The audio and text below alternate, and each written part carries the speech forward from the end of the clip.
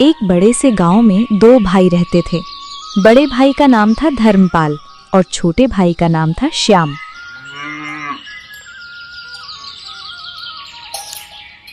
धर्मपाल के पास अपार धन दौलत थी। गांव में उसकी सबसे बड़ी हवेली थी। ऊंची दीवारें, बड़ा सा लोहे का फाटक, अंदर संगमरमर का फर्श और चारों ओर नौकर चाकर। उसकी पत्नी का नाम था कमला। कमला महंगी रेशमी साड़ियां पहनती, सोने के गहनों से सजी रहती। दोनों की जिंदगी ऐशो आराम से भरी थी। हर सुबह धर्मपाल बालकनी में खड़ा होकर चाय पीते हुए नौकरों को हुक्म देता, रामो सुनो ध्यान से, गोदाम से आज ही 100 बोरी गेहूं शहर भेज देना। गाड़ी समय पर निकलनी चाहिए, जरा भी देर नहीं होनी चाहिए। सौदा बड़ा है, किसी तरह की लापरवाही बर्दाश्त नहीं होगी। जी मालिक, अभी इंतजाम करता हूँ। बोरी तौल कर गाड़ी में चढ़वा देता हूँ। समय पर शहर के लिए रवाना हो जाएगी। उनके घर में हर सुख सुविधा थी। बड़े बड़े कमरे, महंगे फर्नीचर, चांदी के बर्तन। लेकिन इस चमक के बीच एक ठंडापन भी था, रिश्तों में दूरी और मन में अहंकार। आज जरा आराम से बैठकर पूरा हिसाब किताब ध्यान से देख लीजिएगा। पिछले महीने का मुनाफा किसी भी हालत में कम नहीं होना चाहिए। अगर कहीं कोई कमी या गड़बड़ी रह गई हो तो अभी संभाल लीजिए, बाद में पछताना न पड़े। तुम बेफिक्र रहो, जब तक धर्मपाल इस कारोबार को संभाल रहा है, इस घर की तिजोरी कभी खाली नहीं होगी। घाटा हमारे हिस्से में नहीं आता, हम हमेशा फायदा करना जानते हैं। उसी गांव के दूसरे छोर पर मिट्टी की एक छोटी सी झोपड़ी में श्याम रहता था। उसकी पत्नी का नाम था राधा और उनके छोटे बेटे का नाम था गोपाल। श्याम बहुत गरीब था। उसके पास छोटा सा खेत था जिसमें फसल ना के बराबर होती थी, इसीलिए वो रोज सुबह काम की तलाश में निकलता। कभी खेत में मजदूरी, कभी ईंट भट्टे पर काम, कभी किसी के घर सामान ढोने का काम। उसकी कमीज कई जगह से फटी हुई थी, पैरों में घिसी हुई चप्पल, लेकिन चेहरे पर मेहनत की सच्चाई थी। सुनो गोपाल के पिताजी, घर में आटा बस थोड़ा सा ही बचा है। अगर आज भी काम नहीं मिला तो बच्चों को क्या खिलाएंगे?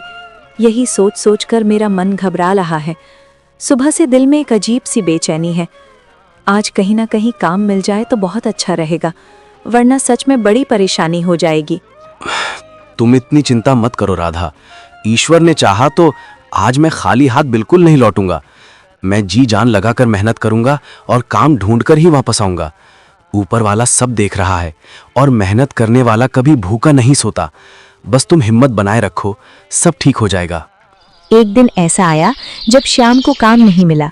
वो शाम को थका हारा खाली हाथ लौटा। झोपड़ी के अंदर चूल्हा ठंडा पड़ा था। गोपाल धीमी आवाज में बोला, माँ, बहुत भूख लगी है। सुबह से कुछ ठीक से खाया भी नहीं। पेट में जैसे चूहे दौड़ रहे हैं। अब जल्दी से कुछ खाने को दे दो ना। बस थोड़ी देर और रुक जाओ बेटा, मैं अभी कुछ बना देती हूँ। तुम चिंता मत करो, माँ तुम्हें भूखा नहीं सोने देगी। श्याम ने घर में देखा, बस मुट्ठी भर चावल बचे थे। उसने गहरी सांस लेकर कहा, आज तुम खिचड़ी ही बना लो। जो भी घर में बचा है उसी से काम चला लेते हैं। लेकिन कल मैं बाजार जरूर जाऊंगा। वहां जाकर कुछ बड़ा काम ढूंढूंगा ताकि घर की हालत सुधर सके। ऐसे कब तक छोटी मोटी मजदूरी से गुजारा करते रहेंगे? अब वक्त आ गया है कि कुछ बदलने की कोशिश करूं। उस रात तीनों ने थोड़ी सी खिचड़ी बांटी। पेट भरा या नहीं ये मायने नहीं रखता था, मायने रखता था एक दूसरे के लिए उनका प्यार। गांव में लोग कहते, देखो धर्मपाल की किस्मत और देखो श्याम की हालत। एक ही माँ के बेटे, पर जमीन आसमान का फर्क। लेकिन वक्त हमेशा एक जैसा नहीं रहता। कभी दौलत की परीक्षा होती है तो कभी धैर्य की, और असली कहानी अभी शुरू हुई थी। 1 साल बीत गए। समय ने बहुत कुछ बदल दिया था, लेकिन एक बात वही रही। धर्मपाल की दौलत बढ़ती ही जा रही थी और श्याम का संघर्ष खत्म होने का नाम नहीं ले रहा था। एक दिन पूरे गांव में खबर फैल गई कि धर्मपाल के घर खुशखबरी आई है। बरसों की प्रतीक्षा के बाद उनके घर एक बेटे ने जन्म लिया था। हवेली को फूलों से सजाया गया, दरवाजे पर रंगोली बनी, आंगन में बड़े बड़े पंडाल लगाए गए। ढोल की आवाज दूर तक सुनाई दे रही थी। कमला खुशी से भरी हुई थी। वो अपने बेटे को गोद में लेकर बार बार कहती, देखिए जी, हमारा वारिस आ गया है। अब हमारा नाम और भी ऊंचा होगा, लोग और इज्जत से हमारा जिक्र करेंगे। हमें अब हर काम सोच समझ कर करना होगा ताकि उसके भविष्य पर कोई आंच ना आए। हाँ कमला, अब इस घर की शान और बढ़ेगी। पूरे गांव को दावत दूंगा। ऐसा भोज होगा कि लोग सालों तक याद रखेंगे। और सच में पूरे गांव को न्योता भेजा गया। न्योते वाले दिन सुबह से ही मेहमान आने लगे। कोई नए कपड़े पहनकर आया, कोई बच्चों को साथ लाया। हवेली के बाहर गहमा गहमी थी। रसोई में बड़े बड़े कढ़ाहों में पकवान बन रहे थे। पूरियां तल रही थीं, मिठाइयां सज रही थीं। भीड़ बढ़ती जा रही थी, लेकिन उसी भीड़ में एक चेहरा गायब था। श्याम। श्याम को खबर ही नहीं। उधर श्याम उस दिन भी मजदूरी कर रहा था। उसे दावत की कोई खबर नहीं थी। दोपहर के समय जब वो खेत से लौट रहा था, गांव के कुछ आदमी उसे रास्ते में मिल गए। एक ने मुस्कुराते हुए पूछा, अरे श्याम, तू यहाँ क्या कर रहा है? सुबह से तुझे यहीं देख रहा हूँ। क्या बात है, कहीं जाने की तैयारी नहीं की क्या? क्यों, क्या हुआ? ऐसी क्या बात हो गई कि तुम सब मुझे इस तरह देख रहे हो? अरे आज तेरे बड़े भाई धर्मपाल के घर दावत है। बेटे के जन्म की खुशी में पूरा गांव बुलाया गया है और तू अभी तक गया नहीं। दावत? आज? मुझे तो किसी ने बताया ही नहीं। अगर सच में दावत है तो मुझे खबर क्यों नहीं दी गई? अरे पूरा गांव जा रहा है, हर घर में खबर पहुंच चुकी है। तू तो उसका सगा भाई है, फिर भी अभी तक घर से निकला भी नहीं। कहीं सच में तुझे बुलावा नहीं भेजा गया? श्याम के चेहरे पर आश्चर्य और हल्की पीड़ा एक साथ उभरी। एक पल को उसके मन में सवाल उठा, क्या भाई ने मुझे जानबूझकर नहीं बुलाया? लेकिन उसने तुरंत अपने भाव छुपा लिए। वो मुस्कुराने की कोशिश करते हुए बोला, अरे मैं तो बस काम खत्म करके ही जाने वाला था। सोचा पहले आज की मजदूरी पूरी कर लूं, फिर आराम से दावत में पहुंचूं। आखिर मेहनत भी जरूरी है ना। तुम लोग चलो, मैं अभी काम निपटाकर सीधे वहीं आता हूं। ठीक है, जल्दी आ जाना। आज तो बड़े ठाज से इंतजाम हुआ है।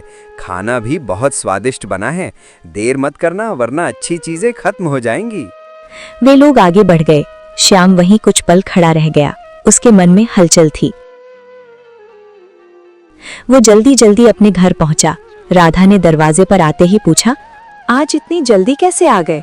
रोज तो सूरज ढलने के बाद ही घर लौटते हो। सब ठीक तो है ना? कहीं काम पर कुछ परेशानी तो नहीं हुई? तुम्हें पता है, आज धर्मपाल भैया के घर दावत है।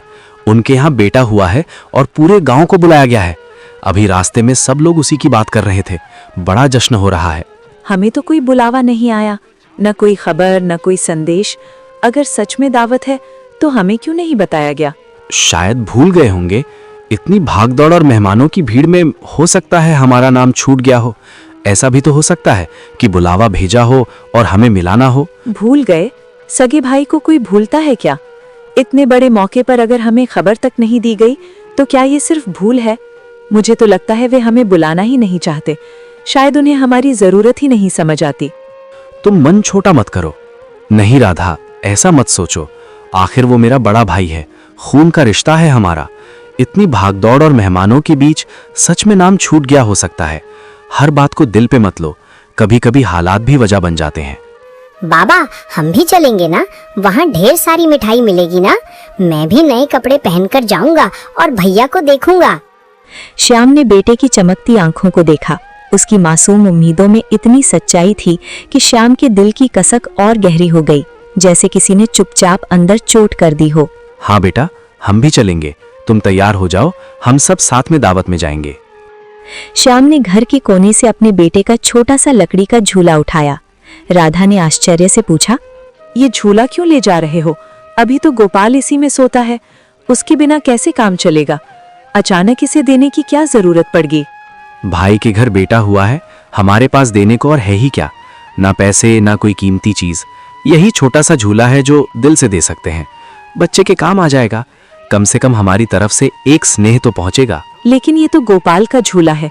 उसने इसी में झूल झूल कर रातें काटी हैं। क्या सच में इसे दे देना ठीक होगा? बच्चे का झूला बच्चे के ही काम आएगा। हमारा गोपाला बड़ा हो रहा है। धीरे धीरे उसे इसकी आदत भी छोड़नी होगी। अगर ये किसी और नन्हे को सुकून दे सके तो इसमें बुरा क्या है? माँ, मैं बिना झूले के भी सो जाऊंगा। अब मैं बड़ा हो गया हूँ ना, मुझे इसकी जरूरत नहीं। आप ये चाचा के बच्चे मेरे छोटे भाई को दे दो। उसे अच्छा लगेगा तो मुझे भी खुशी होगी। श्याम ने साधारण कपड़े पहने, झूला सिर पर रखा। गोपाल उसके साथ चल पड़ा। रास्ते में ढूल की आवाज तेज हो रही थी। हवेली रोशनी से जगमगा रही थी।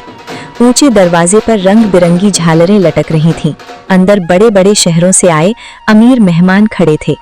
किसी ने रेशमी शेरवानी पहन रखी थी, कोई सोने की घड़ी दिखा रहा था। हंसी मजाक, ऊंची आवाजें, चांदी के बर्तनों की खनक, हर तरफ शान ही शान थी। जैसे ही श्याम ने अंदर कदम रखा, उसका दिल तेजी से धड़कने लगा। उसके कंधे पर लकड़ी का छोटा सा झूला था, बदन पर साधारण जगह जगह से रफू की हुई कमीज, पैरों में घिसी चप्पल। उसके साथ गोपाल था, जो चारों तरफ आश्चर्य से देख रहा था। बाबा, यहाँ तो बहुत बड़े बड़े लोग आए हैं। सब कितने अच्छे कपड़े पहने हैं और कितनी चमक दमक है चारों तरफ। क्या हम भी अंदर जा सकते हैं? हाँ बेटा, तेरे चाचा बड़े आदमी हैं, उनके जान पहचान वाले भी बड़े लोग ही होंगे। लेकिन याद रखो, बड़ा इंसान कपड़ों या दौलत से नहीं, दिल से होता है। हम भी सिर उठाकर अंदर जाएंगे। लेकिन भीड़ के बीच खड़े होकर श्याम को लगा जैसे वो बहुत छोटा हो गया हो। आसपास खड़े लोग उसे ऊपर से नीचे तक देख रहे थे। कुछ की भौहें सिकुड़ गईं। वो एक कोने में खड़ा हो गया। मन में अजीब सी शर्म और घबराहट भर गई। क्या मुझे सच में आना चाहिए था? शायद राधा सही कह रही थी। तभी एक भारी आवाज उसके पास आई। ए भाई साहब, आप कौन हैं? पहले कभी देखा नहीं आपको यहाँ, जरा साफ साफ बताइए। श्याम ने देखा सामने एक अमीर सा दिखने वाला आदमी खड़ा था। चमकदार कपड़े, हाथ में सोने की अंगूठियां।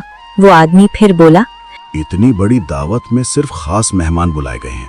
आपको पहले कभी यहाँ नहीं देखा। किस तरफ से आए हैं आप? किसने बुलाया है? श्याम का गला सूख गया। हाथों की पकड़ झूले पर और कस गई। जी, वो दरअसल साफ साफ बोलिए, यूं हकलाने से बात समझ नहीं आती। आप हैं कौन और किस लिए आए हैं यहाँ? मैं धर्मपाल का छोटा भाई हूँ। सोचा था खुशी के मौके पर मिल लूं, आशीर्वाद दे दूं। भाई? सच में? लेकिन कभी नाम नहीं सुना आपका और ना ही पहले देखा है आपको यहाँ। उसकी आवाज इतनी ऊंची थी कि आसपास खड़े लोग भी सुनने लगे। इतने में धर्मपाल वहां आ पहुंचा। रेशमी कपड़े पहने, सीना ताने, चेहरे पर घमंड की चमक। उस आदमी ने धर्मपाल की ओर इशारा करते हुए कहा, धर्मपाल जी, ये कह रहे हैं कि ये आपके भाई हैं। कुछ पल के लिए सन्नाटा छा गया।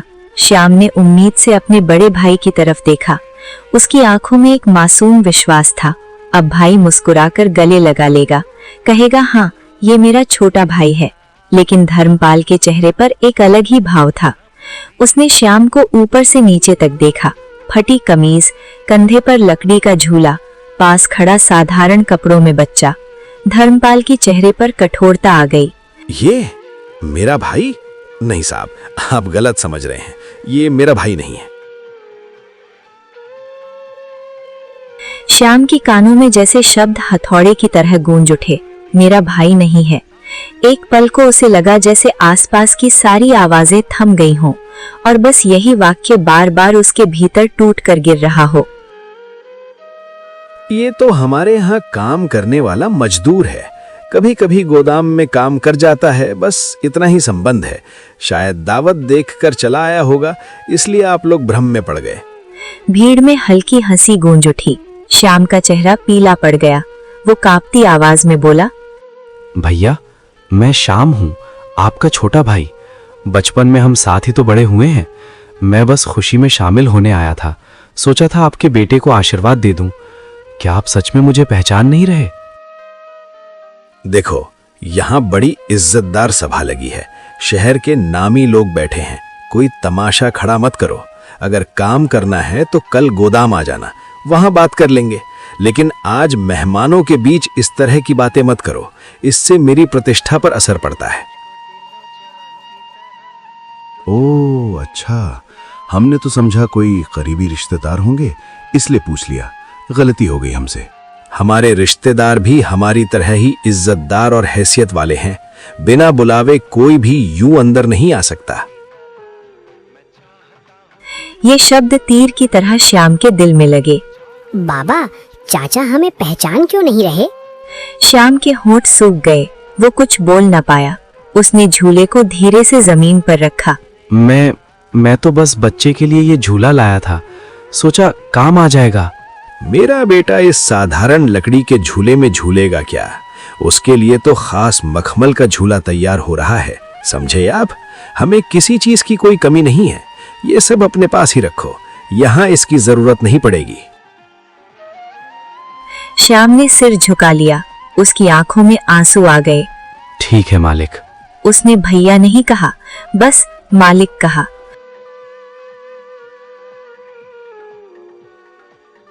बाबा, हम खाना नहीं खाएंगे? सब लोग पंक्ति में बैठकर खा रहे हैं, मिठाइयों की खुशबू भी आ रही है। क्या हम थोड़ी देर रुक नहीं सकते? नहीं बेटा, हमें घर चलना है, यहाँ हमारा रुकना ठीक नहीं है। चलो, माँ इंतजार कर रही होगी। वो मुड़ा और गोपाल का हाथ पकड़ लिया। गोपाल ने मासूमियत से पीछे मुड़कर हवेली की रोशनी देखी। हवेली के अंदर ढोल फिर बजने लगे, हंसी फिर गूंज उठी। लेकिन बाहर एक भाई का दिल टूट चुका था। कुछ कदम चलने के बाद गोपाल ने धीरे से पूछा, बाबा, चाचा ने आपको मजदूर क्यों कहा? श्याम का गला भर आया। उसने जवाब देने की कोशिश की, पर शब्द साथ नहीं दे रहे थे। थोड़ी देर बाद उसने खुद को संभालते हुए कहा, बेटा, कभी कभी बड़े लोग अपनी इज्जत बचाने के लिए छोटी बातों को भूल जाते हैं। पर आप तो उनके भाई हो ना? हाँ बेटा, मैं उनका भाई हूँ, पर शायद वो अब मेरे नहीं रहे। उसकी आवाज टूट गई। वो रास्ते के किनारे बैठ गया, चेहरे को दोनों हाथों में छुपा लिया। वर्षों का दबा हुआ दर्द आंसुओं में बह निकला। बाबा, रो मत, मैं बड़ा होकर बहुत अमीर बनूंगा, फिर कोई आपको मजदूर नहीं कहेगा। नहीं बेटा, अमीर बनना जरूरी नहीं, अच्छा इंसान बनना जरूरी है। चलो घर चलें, तुम्हारी माँ इंतजार कर रही होगी। राधा दरवाजे पर खड़ी थी। जैसे ही उसने श्याम का चेहरा देखा, सब समझ गई। उसने पूछा, क्या हुआ? श्याम अंदर आकर झूला कोने में रख दिया, बैठ गया। कुछ पल चुप रहा, फिर टूटी हुई आवाज में बोला, आज धर्मपाल भैया ने सबके सामने कहा कि मैं उसका भाई नहीं, उसका मजदूर हूँ। मैंने कहा था ना, वो हमें बुलाना नहीं चाहते। मैंने सोचा था शायद भूल गए होंगे, पर वो तो हमें पहचानने से ही इनकार कर गए। आज मुझे लगा जैसे मैं सच में बहुत छोटा हूँ। गरीबी कोई शर्म की बात नहीं है, पर रिश्तों से मुंह मोड़ लेना, ये सबसे बड़ी गरीबी है। नहीं, छोटा वो है जिसे अपने खून के रिश्ते से शर्म आती है, आप नहीं।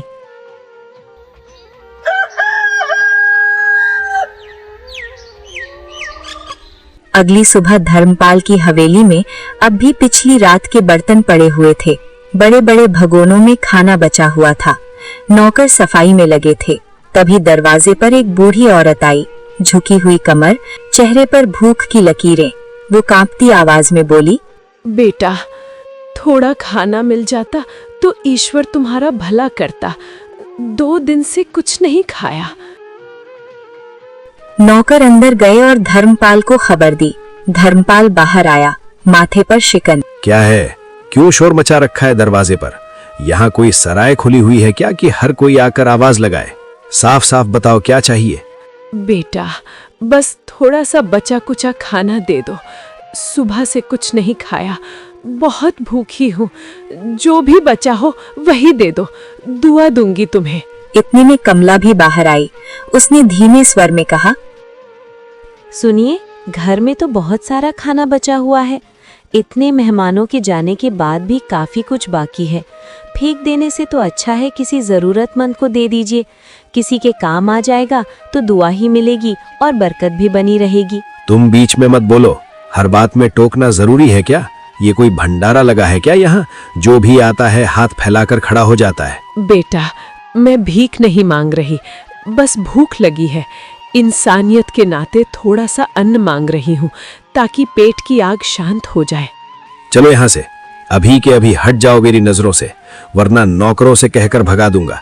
फिर मत कहना कि चेतावनी नहीं दी। बूढ़ी औरत की आंखों में आंसू आ गए। वो जाते जाते बोली, बेटा, घमंड मत कर। वक्त बदलते देर नहीं लगती। आज जो तेरे पास है वो कल किसी और के पास भी हो सकता है। इंसान की असली पहचान उसके धन से नहीं, उसके व्यवहार से होती है। इसलिए ऊंचा उड़, पर इतना भी मत उड़ कि जमीन और लोग ही दिखाई देना बंद हो जाए। धर्मपाल के घर से अपमानित होकर वही बूढ़ी औरत गांव के दूसरे छोर की ओर चली गई। धूप तेज थी, कदम लड़खड़ा रहे थे, लेकिन उसके चेहरे पर एक अजीब सी शांति थी। कुछ देर बाद वो श्याम की झोपड़ी के सामने पहुंची। उसने धीमी आवाज में पुकारा, कोई है बेटा? जरा दरवाजा तो खोल दो। मैं कब से यहाँ खड़ी हूँ, शायद मेरी आवाज अंदर तक नहीं पहुँच रही। बस एक पल के लिए सुन लो। राधा बाहर आई। उसने बूढ़ी औरत को देखा, थकी हुई, पसीने से भीगी, आंखों में विनती, मां जी अंदर आइए, बैठिए। श्याम भी बाहर आ गया। बूढ़ी ने कांपते हाथ जोड़ दिए। बेटा, थोड़ा सा खाना मिल जाता तो। सुबह से कुछ भी नहीं खाया। पेट की आग अब सहन नहीं हो रही। मैं ज्यादा नहीं मांग रही, बस 2 निवाले मिल जाए तो दुआएं देती चली जाऊंगी। माँ जी, ये भी कोई पूछने की बात है? आप बैठिए। राधा, जल्दी से जो भी बना है ले आओ। राधा अंदर गई। घर में ज्यादा कुछ नहीं था, थोड़ी सी रोटी और दाल। राधा ने प्लेट में सब परोसकर बूढ़ी के सामने रख दिया। बेटा, तुम्हारे पास तो खुद कम है, फिर भी मुझे दे रहे हो। भूख अमीर गरीब नहीं देखती माँ जी। आज आप खा लेंगी तो शायद कल हमारा भी कोई ख्याल रख लेगा। बूढ़ी की आंखें भर आईं। बूढ़ी ने पेट भर कर खाना खाया। उसके चेहरे पर संतोष झलक रहा था। जाते जाते बूढ़ी ने अपनी फटी साड़ी के पल्लू से एक छोटी सी पोटली निकाली। उसने श्याम के पास में रख दी। बेटा, इसमें कुछ बीज है, इन्हें अपनी फसल में बो देना। याद रखना, मेहनत और सच्चे दिल से बोओगे तो पैदावार बहुत होगी। माँ जी, इसकी क्या जरूरत है? आपने आशीर्वाद दे दिया, वही काफी है। ये आशीर्वाद ही है, संभाल कर रखना। और वो धीरे धीरे आगे बढ़ गई। श्याम कुछ देर तक उसे जाता हुआ देखता रहा।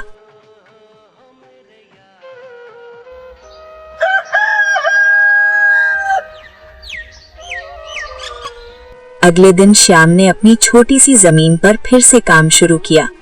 वो खेत में उतरा, मिट्टी को जोता, पसीना बहाया। उसने पूरे मन से वे बीज खेत में बो दिए। दिन बीतते गए। कुछ ही हफ्तों में खेत में हरे भरे पौधे उगाए, पहले से ज्यादा मजबूत, ज्यादा घने। श्याम हैरान था। समय आया कटाई का, और जब फसल कटी तो जैसे चमत्कार हो गया। इतनी पैदावार पहले कभी नहीं हुई थी। अनाज के ढेर लग गए, बोरों पर बोरे भर गए। श्याम की आंखें नम थीं। धीरे धीरे श्याम ने अनाज बेचना शुरू किया। पैसे आने लगे। उसने और जमीन किराए पर ली और मेहनत की। कुछ ही महीनों में उसकी हालत सुधरने लगी। झोपड़ी की जगह पक्की दीवारें खड़ी होने लगी। घर में पहली बार नए बर्तन आए। गोपाल के लिए नए कपड़े खरीदे गए। देखा, ईश्वर देर से देता है पर देता जरूर है। जब इंसान सच्चे मन से मेहनत करता है और हालात चाहे कितने भी कठिन क्यों ना हो, उम्मीद का दामन नहीं छोड़ता, तो ऊपर वाला उसकी सुन ही लेता है। आज जो सूना आंगन था, वही एक दिन खुशियों से भर जाता है। बस भरोसा और धैर्य बनाए रखना पड़ता है, क्योंकि उसकी दी हुई नेमत हमेशा सही समय पर आती है। राधा, देखो तो इस बार फसल कितनी अच्छी लग रही है। ये मेहनत और दया का फल है। इसी बीच धर्मपाल का घमंड और बढ़ता जा रहा था। उसने मजदूरों पर सख्ती बढ़ा दी। मजदूर थक जाते, पसीने से तरबतर हो जाते, पर मजदूरी समय पर नहीं मिलती। धीरे धीरे हवेली में अशांति फैलने लगी। कमला परेशान रहने लगी। घर में झगड़े बढ़ने लगे। बच्चा बीमार रहने लगा। व्यापार में अचानक घाटा होने लगा। एक बड़ी खेप खराब हो गई। गोदाम में अनाज सड़ गया। धर्मपाल रात रात भर जागने लगा। धर्मपाल का व्यवहार दिन ब दिन कठोर होता जा रहा था। मजदूर सुबह से शाम तक काम करते, लेकिन मजदूरी समय पर नहीं मिलती। ऊपर से डांट फटकार अलग। एक दिन गोदाम में सब मजदूर इकट्ठा खड़े थे। उनके चेहरों पर थकान भी थी और रोष भी। एक बुजुर्ग मजदूर आगे बढ़ा और बोला, मालिक, आज हमें आपसे एक जरूरी बात करनी है। कई दिनों से हम सब ये बात मन में दबाए बैठे थे। सोचते रहे कि शायद हालात अपने आप ठीक हो जाएंगे, लेकिन अब चुप रहना हमारे लिए मुश्किल हो गया है। इसलिए आज साफ साफ कहना पड़ रहा है। क्या बात है और काम क्यों रुका हुआ है? यहाँ खड़े होकर फुसफुसाने से कुछ नहीं होगा। साफ साफ बोलो। मालिक, 3 महीने से पूरी मजदूरी नहीं मिली। घर में बच्चे भूखे हैं और अब कोई उधार भी नहीं दे रहा। हम रोज मेहनत पूरी करते हैं, लेकिन हमारे हक का पैसा हमें नहीं मिल रहा। ऐसे में घर चलाना बहुत मुश्किल हो गया है। जब व्यापार ठीक होगा तब सब मिल जाएगा।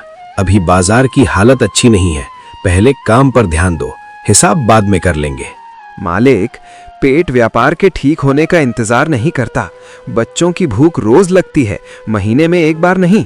हम आपकी परेशानी समझते हैं, लेकिन हमारी मजबूरी भी समझिए।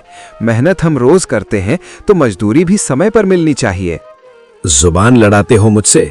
याद रखो, काम चाहिए तो तरीके से बात करो, वरना दरवाजा खुला है।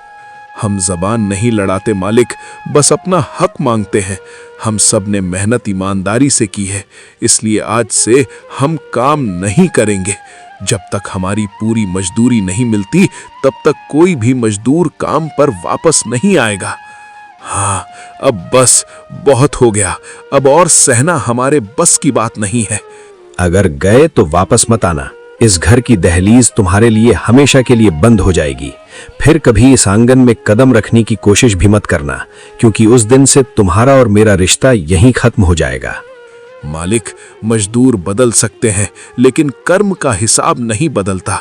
जो मेहनत हमसे ली गई है उसका हिसाब एक न एक दिन जरूर देना पड़ता है। और उस दिन सब मजदूर काम छोड़कर चले गए। गोदाम सूना हो गया। अब धर्मपाल के पास काम करवाने वाला कोई नहीं था। गोदाम में अनाज पड़ा था, पर उसे संभालने वाला कोई नहीं। वो बेचैन होकर टहलने लगा। कमला ने चिंतित होकर पूछा, अब क्या होगा? सारे मजदूर एक एक करके चले गए। काम अधूरा पड़ा है और समय भी हाथ से निकलता जा रहा है। अगर जल्दी कुछ इंतजाम नहीं किया तो मुश्किल खड़ी हो जाएगी। किसी को तो काम पर लाना ही होगा। इतने बड़े खेत और गोदाम को मैं अकेला कैसे संभालूंगा? अगर समय पर काम पूरा नहीं हुआ तो नुकसान मेरा ही होगा और बदनामी भी। अचानक उसके मन में एक ख्याल आया। श्याम, वो तो मजदूरी करता ही है, दिन रात मेहनत करने की उसे आदत है। उसे बुला लूंगा, आखिर भाई है, मेरे कहने पर मना तो नहीं करेगा। चाहे हालात जैसे भी हों, खून का रिश्ता इतनी आसानी से टूटता नहीं।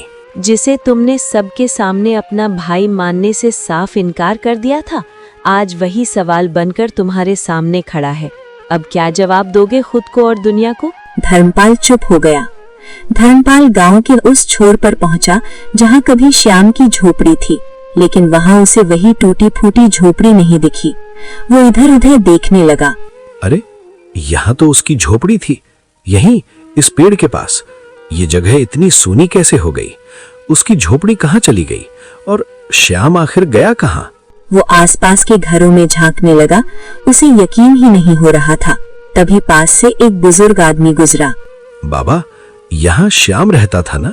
उसकी छोटी सी झोपड़ी यहीं तो थी। मैं कई बार यहाँ आया हूँ। झोपड़ी? अब वो झोपड़ी में नहीं रहता बेटा। फिर ये सब अचानक कैसे बदल गया? उसकी झोपड़ी कहाँ चली गई? क्या मतलब? आप साफ साफ क्यों नहीं बताते? मेरी समझ में कुछ नहीं आ रहा। बुजुर्ग ने सामने इशारा किया। कुछ दूरी पर एक नई, बड़ी और सुंदर हवेली खड़ी थी। पक्की दीवारें, बड़ा दरवाजा, साफ सुथरा आंगन। वो जो हवेली दिख रही है ना, वही श्याम का घर है। धर्मपाल के पैरों तले जैसे जमीन खिसक गई। वो उस हवेली को टकटकी लगाकर देखने लगा। अभी कुछ समय पहले तक यहाँ कच्ची दीवारें थीं, और अब आप कह रहे हैं कि सब बदल गया? हाँ, मेहनत और ईमानदारी का फल है। उसकी फसल ऐसी हुई कि पूरे गांव में नाम हो गया। अब तो कई लोग उसके साथ काम करते हैं। सबको समय पर मजदूरी देता है। क्या ये श्याम का घर है? लेकिन ये तो पक्का मकान है, बड़ा सा आंगन, मजबूत दरवाजा। क्या सच में ये सब उसी का है? ये कैसे हो सकता है? वो तो मजदूरी करता था, दिन रात मेहनत करता था। इतनी जल्दी इतनी तरक्की, आखिर हुआ क्या? धर्मपाल भारी कदमों से उस हवेली की ओर बढ़ा जिसे अभी अभी उसने जाना था कि वह श्याम की है। कुछ ही क्षण बाद श्याम आंगन में आया। जैसे ही उसकी नजर धर्मपाल पर पड़ी, उसके चेहरे पर आश्चर्य और फिर सच्ची खुशी झलक उठी। भैया आप अंदर आइए, इतने दिनों बाद आए हैं। उसकी आवाज में कोई कटुता नहीं थी। धर्मपाल कुछ पल चुप रहा। उसने चारों ओर देखा, साफ सुथरा आंगन, अनाज से भरे बोरे, खुशहाल माहौल। श्याम, ये सब कैसे हुआ? मैं समझ नहीं पा रहा कि तुम्हारी जिंदगी में इतना बड़ा बदलाव अचानक कैसे आ गया। आइए बैठिए, सब बताता हूँ। दोनों आमने सामने बैठे। श्याम ने विस्तार से बताया कैसे बूढ़ी माँ उसके घर आईं, कैसे उसने उन्हें खाना खिलाया, कैसे उन्होंने बीज दिए और कैसे उसकी फसल चमत्कार की तरह लहलहा उठी। भैया शायद वो कोई साधारण स्त्री नहीं थी, उनकी दुआ लग गई।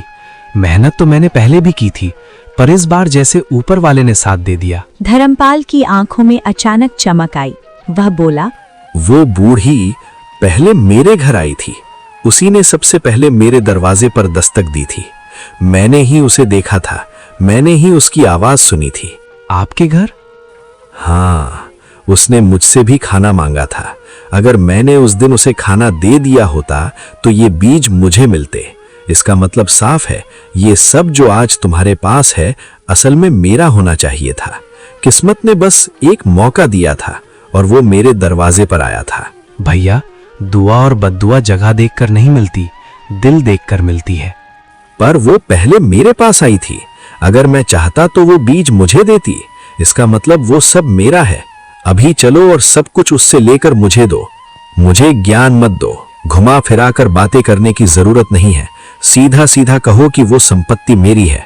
भैया संपत्ति बीज से नहीं उगती, नियत से उगती है। मैं सिर्फ इतना कह रहा हूँ कि जो दुआ मैंने कमाई वो किसी से छीनी नहीं जा सकती। धर्मपाल खड़ा हो गया।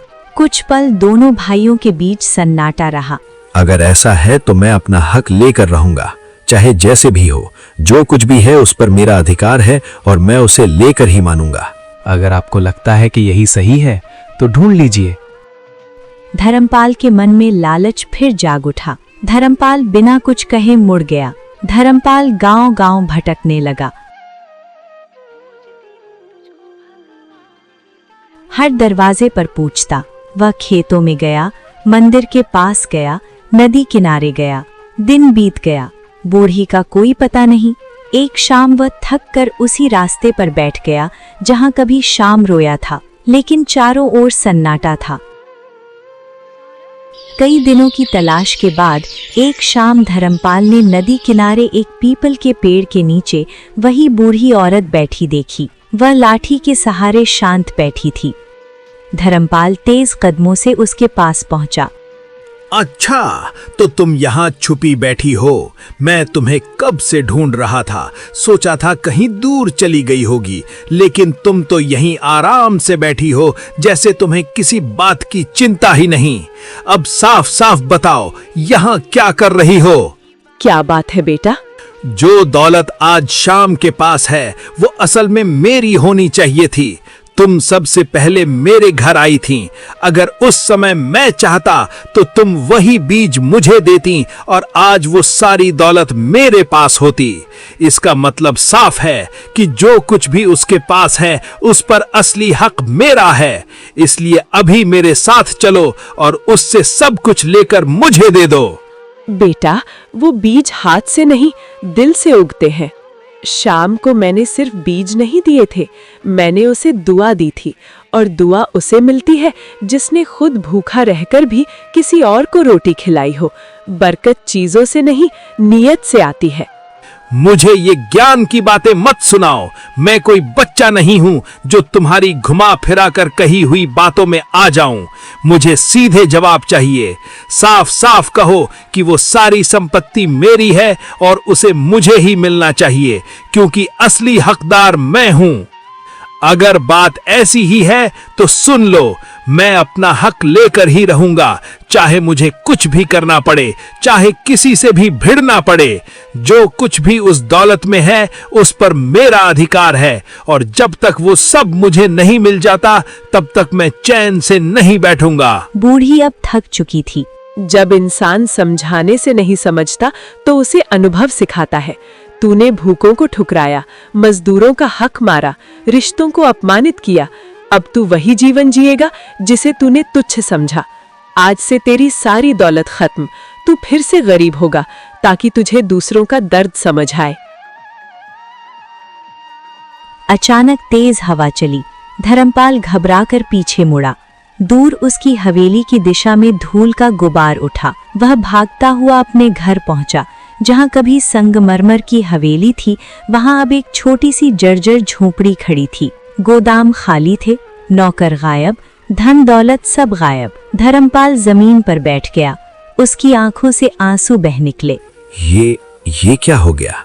सब कुछ मेरी आंखों के सामने बिखर गया।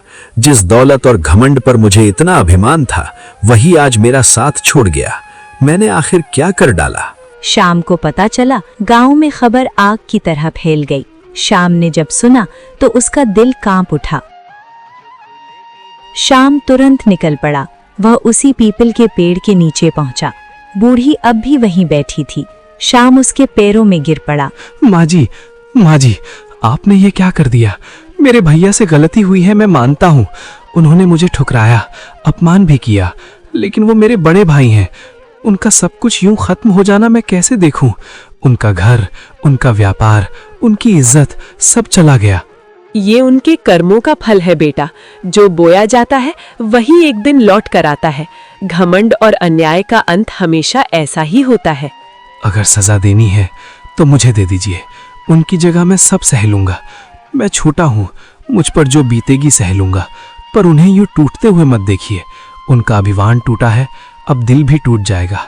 तू अब भी उनके लिए रो रहा है, जबकि उन्होंने तुझे सबके सामने अपना भाई मानने से इनकार कर दिया था, तेरे आत्मसम्मान को ठेस पहुंचाई थी।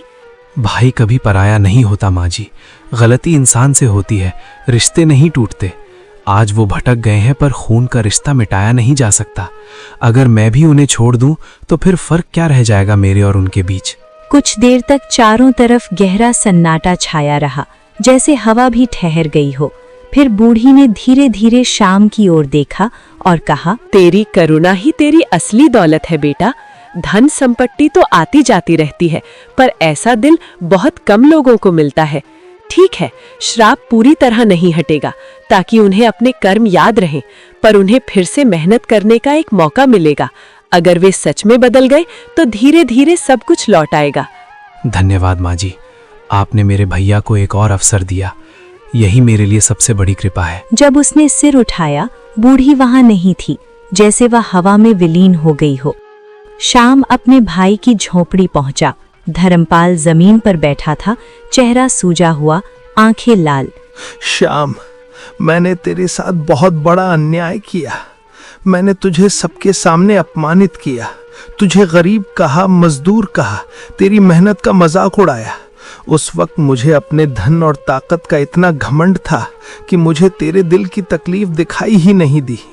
और आज देख, वही मैं जो खुद को सबसे बड़ा समझता था, आज खाली हाथ खड़ा हूँ। मेरी आंखें अब खुली हैं श्याम। मेरी गलती बहुत बड़ी थी।